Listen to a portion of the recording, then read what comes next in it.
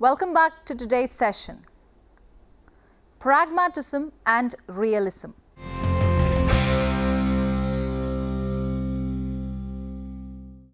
Pragmatism is a typical modern philosophy that found its natural expression in the USA. Kilpatrick holds that pragmatism is not so much a new philosophy as a new attitude, a new method of approach to philosophical problem. More than 2000 years ago, Aristotle took the position that speculative activity pursued for its own sake is superior to practical activity. In contrast to this view, pragmatism puts emphasis on what is practical, efficient, useful, and satisfying. Many philosophers expect to find absolute standards for truth, beauty, and goodness. The pragmatists relate these to human conditions. Absolute mansions of philosophy may look perfect in paper, but they may not be fit for human habitation. Two antecedents of typical pragmatic elements from antiquity may be cited. One is from ancient Greece. Among the wandering teachers called sophists, who claimed to teach new Athenian youth new things needed to deal with the conditions met with in their time. Protagoras has been identified as the greatest. His dictum was, "Man is the measure of all things," thus questioning absolute, unchanging values. In ancient India, the Jain people are thought to have developed an awareness of multiple standpoints, as seen in the story of the 6 blind men who touched different parts of an elephant and described the elephant differently. Even in talking about the ultimate issues, they developed the Syadvada or probability discourse. The Syadvada comes close to the scientist's stand that repeated experimentation increases the probability rather than assure certainty. Charles Peirce, 1839 to 1914, was the first to use the term pragmatism. It is derived from the Greek root, means active or efficient. Peirce derived his conception of pragmatism from his theory of meaning. Meaning of an entity is to be derived and tested from its objective and observable consequences from our experience of controlled experiment. William James, 1802 to 1910, popularized the pragmatism, though not always in the sense in which Peirce intended it. F.C.S. Schiller, 1846 to 1937, was another person who popularized pragmatism. His views go by the term humanism because of his man-measure theory. The greatest contributor to educational pragmatism was John Dewey, 1859 to 1952. He not only contributed to building up his philosophy in several educational contexts, but also helped to test them in his laboratory school. His approach was sometimes called experimentalism because he insisted on experimental or experiential testing. It is also called operationalism because hypotheses and action plans are developed through mental operation and testing is often conducted through physical operations. It also is called instrumentalism because philosophy became an instrument in solving problems. Mind, which was given priority in idealism and denied by many schools of realism, was seen as an instrument in biological adaptation of the human being to his environment. When the tree finds that its supply of water is short, all that it can do is to shed its leaf and prevent further loss of water. Plants in arid zones already have the adaptation to conserve water. The animal can walk to the place where it finds water. Man alone can arrange to bring water to where he is using his physical and mental capabilities and the tools devised by him. Next, let us move on to educational implications of pragmatism. Pragmatism differs from the other schools which first attempt to develop the philosophical principles and then seek applications. Here the principles and applications come together. In fact, Dewey holds that education and philosophy are two sides of the same coin. He defines philosophy as the general theory of education. Education starts with experience. It is the part and parcel of experience and becomes an attempt at reconstructing experience along widening circles. He finds it easier to say what education does than to say what education is. Dewey says that the only true education comes through the stimulation of the child's powers by the demands of the social situations in which he finds himself. Dewey attacks the concept of education as preparation for the future. It doesn't use children's motive power. Since the work has no relation to the present, children tend to postpone it indefinitely. The right preparation for the future is to make the best of the present. According to Dewey, the concepts such as unfolding or drawing out are not based on the child's initiative. On the positive side, growing is emphasized as the essence of education. Growing is actually a continuous leading into the future. Life is a self-renewing process through action upon the environment. Continuity of life means continued readaptation of the environment to the needs of the living organism. Education is the means of this social continuity of life. Education is also considered as direction. Direction implies that energies are led in a certain continuous course instead of dispersing aimlessly. In a general sense, every stimulus directs activity. Effective direction involves a focusing and fixation of action in order that it may be truly a response, and this requires an elimination of unnecessary and confusing movements. But coercive methods of direction are unproductive. It must be self-direction. If a definition is required, education may be defined as a reconstruction of experience. Pragmatic curriculum and methods.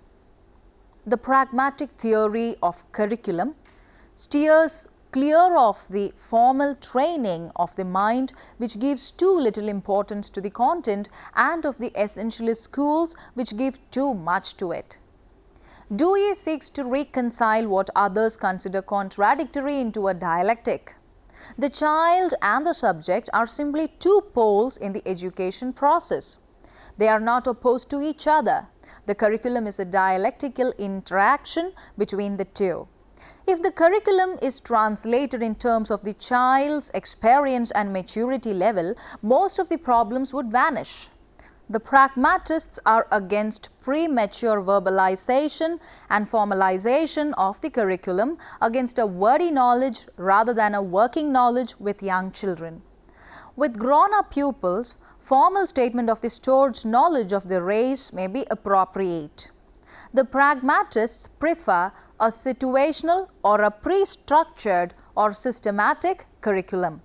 The systematic organization of content in the book need not imply that pupils will carry this system in their mind. The classifications and system that pupils themselves make will be more fruitful. It is wrong to divide the subjects as liberal and vocational studies. Work done with intelligence, with relevance, can be produced both intellectually and economically.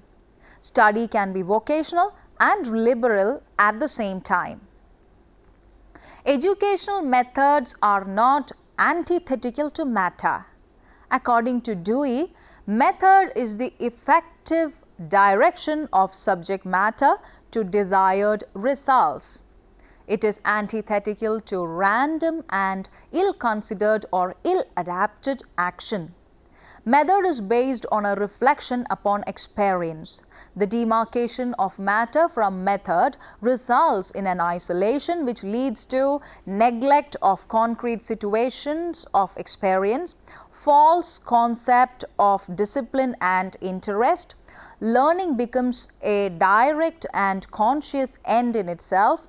Methods are reduced to cut and dry routine following mechanically prescribed steps. Inquiry approach and environmental approaches come closer to the pragmatist. The typical pragmatic methods include project method and Dewey's activity program.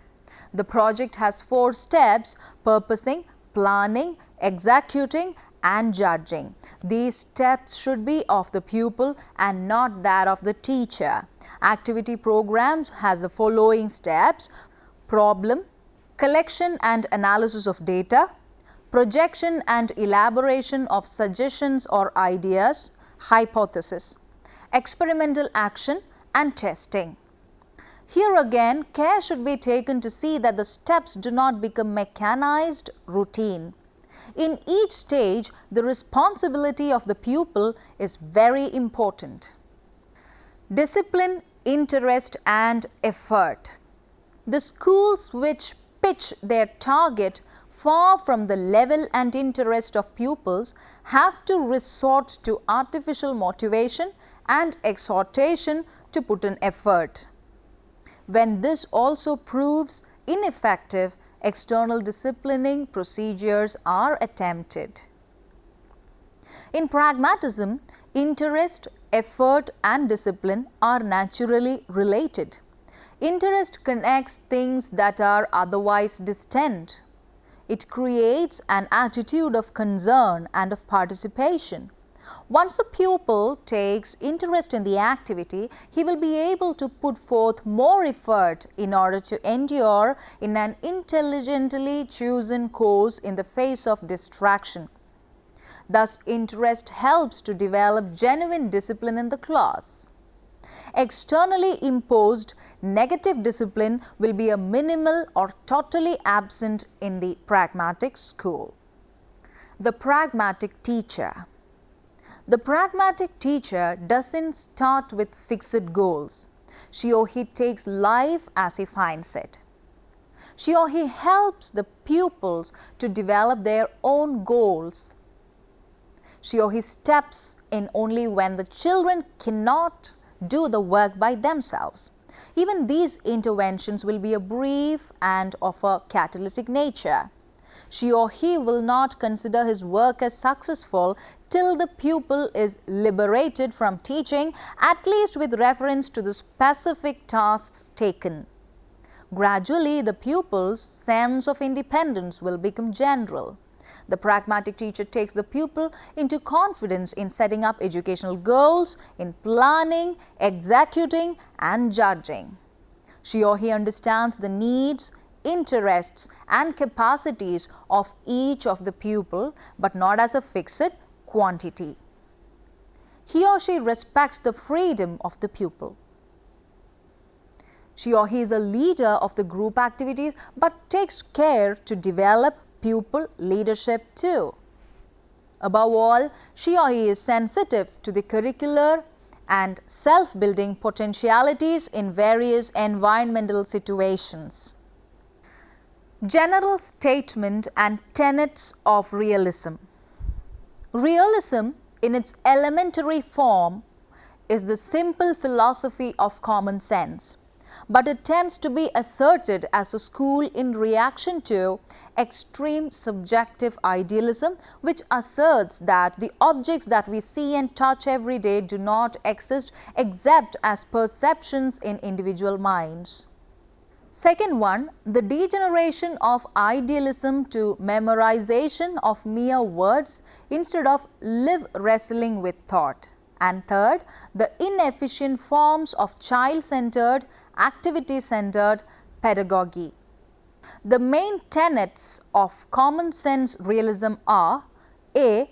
There is a realm of nature which exists beyond or outside our minds. B. Nature existed before we knew it. exists whether or not we know it and will continue to exist after we pass away. C. The attributes of physical objects exist just as we know them, except for errors of perception which are verifiable as errors. The true nature of a thing is not altered by the mere circumstance of its being known. D. Experience is the touchstone of what is real. And E. Physical nature follows or manifests a network of laws.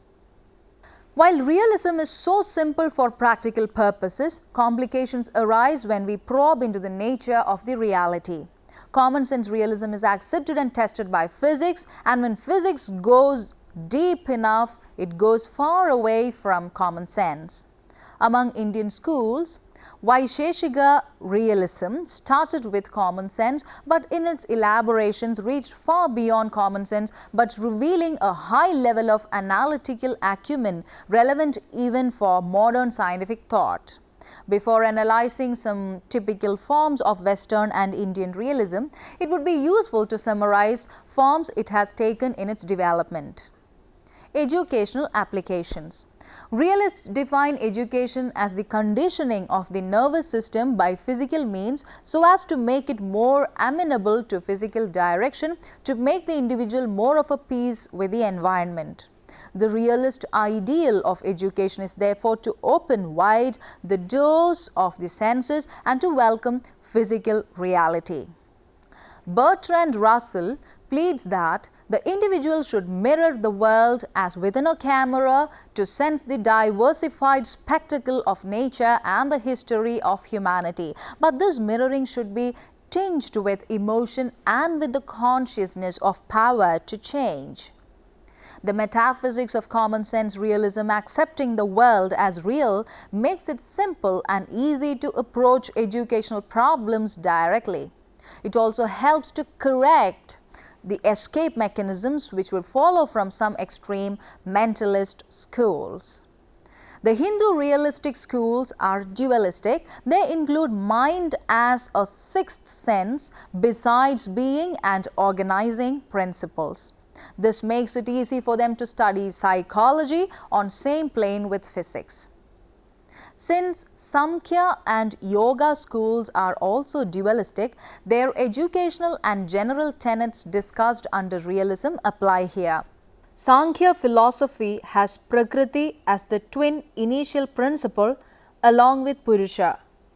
The yogi starts with the reality of the physical body and other external factors, while on his journey to the final state of ecstasy, the state of peace and calm. The realists believe that reality is a cosmos and is complete. Realistic epistemology. The realist theory of knowledge follows from their concept of mind. Drake says, in physical terms, knowledge consists in our afferent and efferent relations to things known, that is, in the events of the sense organs, the neural arcs, and the muscular system. But realists generally believe that explanations and theorization beyond a point can lead us to forget the real fact. The fact is, we know that we know, and we know what we know. Retention of knowledge is explained by realists in terms of intensity, decency, and frequency.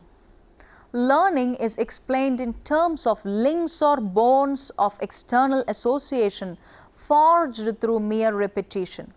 The system of meaning and insight which idealists make much about is explained in terms of familiarity born out of frequent repetition. Realists believe in the correspondence theory of truth. Since the world is a cosmos, it is possible to formulate dependable scientific laws.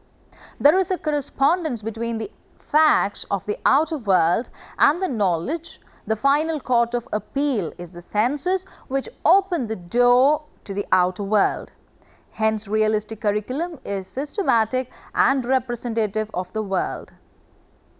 Wolfgang Rathke, one of the earliest to develop realist curricula, emphasized the principle of first the thing itself and then the explanation, and all things through experience and investigation.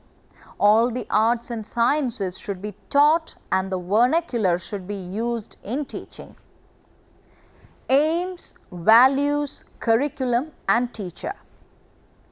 The realist statements of aims of education are closely related to the demands of external order to which the pupils have to adjust. John Locke starts with the dictum of a sound mind in a sound body and gives primacy to the vigor and health of the body. The next aim which he stresses is virtue, which is obtained by the formation of good habits and a long discipline of desires. Various moral traits such as justice, liberty, fortitude, truthfulness, industry and sound breeding are emphasized. Locke also places knowledge as an aim but with an idealistic tint, emphasizing formal discipline of the mind. The social realists considered education in frankly utilitarian way as the preparation of the life of the man of the world. The humanistic realist aimed at mastery of life in one's own surroundings, natural and social, through a knowledge of the broader life of the ancients. Herbert Spencer makes moral development the chief aim of education. He also states development of many-sided interest as a related aim. Herbert Spencer also regards moral education as the chief goal of education. His 5 subsidiary aims of education are drawn from the concept of preparation for complete living, that is, preparation for direct self-preservation, indirect self-preservation, rearing children, citizenship, ways of spending leisure. This is a typical realistic analysis of the aims, since realists hold existing adult life as the norm for pupils to prepare for. The 5-fold preparation analysis also makes out a case for the introduction of science, which was neglected in the schools of Spencer's time. Physiology, hygiene, physics, and chemistry are necessary for direct self-preservation. Science and arts leading to securing of food, clothing and shelter help in direct self-preservation, and so on. Alfred North Whitehead advocates education for disinterested intellectual curiosity and aesthetic appreciation as educational aims. Bertrand Russell forecasts that science gives increasing evidence that one day man on earth will go to utter destruction. While it lasts, man can have the pleasure of experiencing the splendor of the universe and enhancing beauty of nature. He or she can enjoy culture and knowledge, strive to obtain peace through the renunciation of futile personal desires. Russell advocates the inculcation of physical health and energy, friendly feeling, appreciation of beauty, enjoying the intrinsic delights of ideas and independence of thought. Realism, except very few modern varieties of the school, presupposes a stable order outside the individual, and it tries to reproduce the order of this cosmos in the individual. Hence, realists believe in deriving educational objectives through carefully made job analysis and activity analysis of the social and natural environment, word them as behavioral objectives, and reorganize them systematically in a hierarchy. Statement of objectives in terms of clearly specified terminal behaviors has helped to give concrete shape to the realistic curricula and facilitated objective evaluation. The concept of finished cosmos makes the curriculum and method systematic and stable. Their inductive approach invokes them to learn from the external world, either directly through observation or through the medium of the textbook, models, and the teacher. John Amos Comenius coined the motto, "Things before words. Examples should precede rules." He organized object lessons and prepared illustrated textbooks. The realist teacher strives to be clear, systematic and objective and experts his pupils to be or become so. He or she is impartial. He or she holds facts and truth in great regard and attempts to extend the frontiers of knowledge through exploration of the real environment. As a teacher, however, she or he presupposes his discoverer personality and seeks to let the facts speak for themselves. He or she expects students to deal with the subject themselves in course of time and make their own discoveries. Individual differences among students are studied in a dispassionate way and dealt in scientific lines. Let us now summarize the session. The pragmatic theory of truth and knowledge appears to fit well with the experimental temper of modern science and makes philosophy continuous with science. It provides a framework of fitting in increasing mass of truths which continue to expand into indeterminacy. It makes the researcher not a mere onlooker but an active participant in the process, a maker of truth.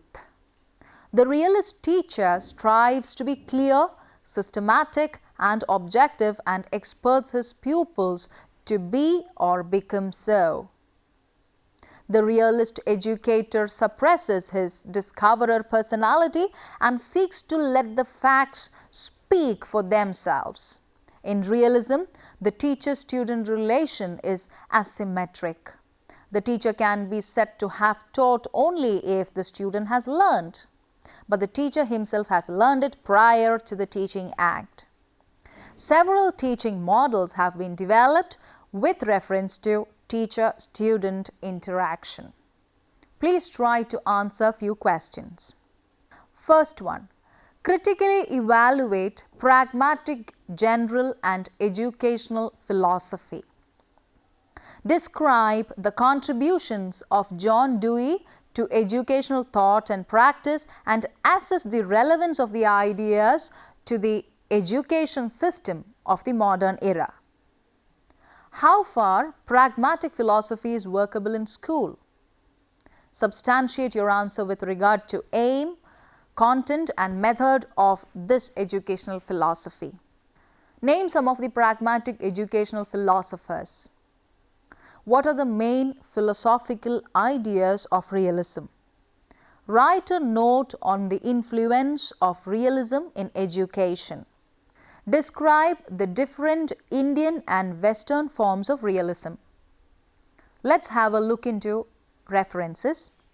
Theory and Principles of Education, 2002, J.C. Agarwal, Vikas Publishing House, New Delhi. Philosophy and Education, edited by Belloc and Green, Any Prakashan Publications, Meerut. Foundations of Education, 1996, by S. Bhattacharya, Atlantic Publishers and Distributors, New Delhi. Thoughts on Education, by Ismail Tamarasheri and S. Sabu, Kanishka Publishers, New Delhi. Education in the Emerging Indian Society, 2007, Ismail Tamarasheri, Kanishka Publishers, New Delhi.